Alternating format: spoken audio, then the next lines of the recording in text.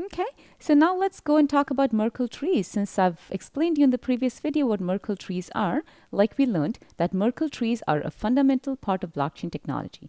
A Merkle tree pretty much summarizes all the transactions in a block by producing a digital fingerprint of the entire set of transactions, thereby enabling a user to verify whether or not a transaction is included in a block. Now, Merkle trees are created by repeatedly hashing pairs of nodes, and I'm going to show you exactly how that happens. And so, like I said, the way it's done, it actually repeatedly hashes pairs of nodes until there's only one hash left, and this is called the root hash or the Merkle root. Now, they're constructed from the bottom up from hashes of individual transactions. Each leaf node is a hash of transactional data, and each non-leaf node is a hash of its previous hashes. Now let's look at a couple of code samples here using how Merkle trees work. And so what we're going to do in this example, we're actually going to create our own Merkle tree, and I'll show you exactly the function that we do that, and then we're going to create a Merkle root from it. So let's get started.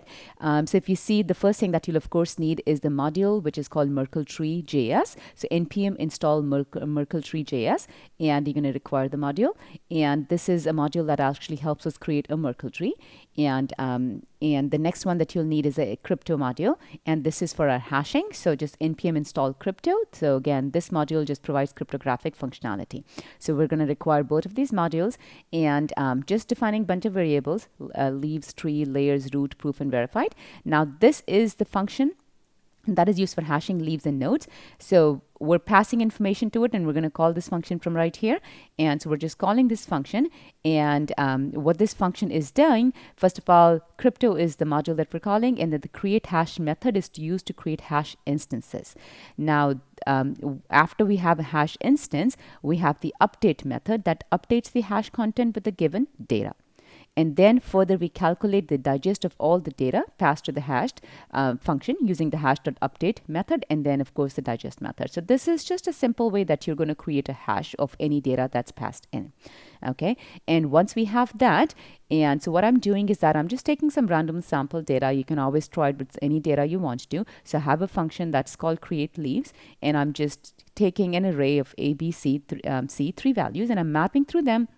And I'm individually hashing every single value. That means A is being hashed, B is being hashed, C is being hashed, and then I'm putting all the hashes in an array. So I'm just creating an array of hashed leaves. So I'm passing this to my function SHA-256, every single A, B, C, all the values, and I'm just putting in. I'm also doing a console.log, and then this is the main function that actually creates the tree. Okay, so this is the function that creates a new Merkle tree with the hashed leaves. So if you see, I'm passing the array, and then I'm also passing a hashed function, the hashing function over here, and it just creates a tree. So new Merkle tree, and that's the syntax. You pass your leaves, whatever data that you wanted to pass, the hashed one, and then you pass also the hashing algorithm.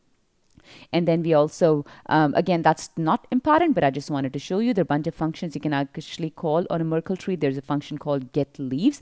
It just outputs all the leaves that you just created using the hash.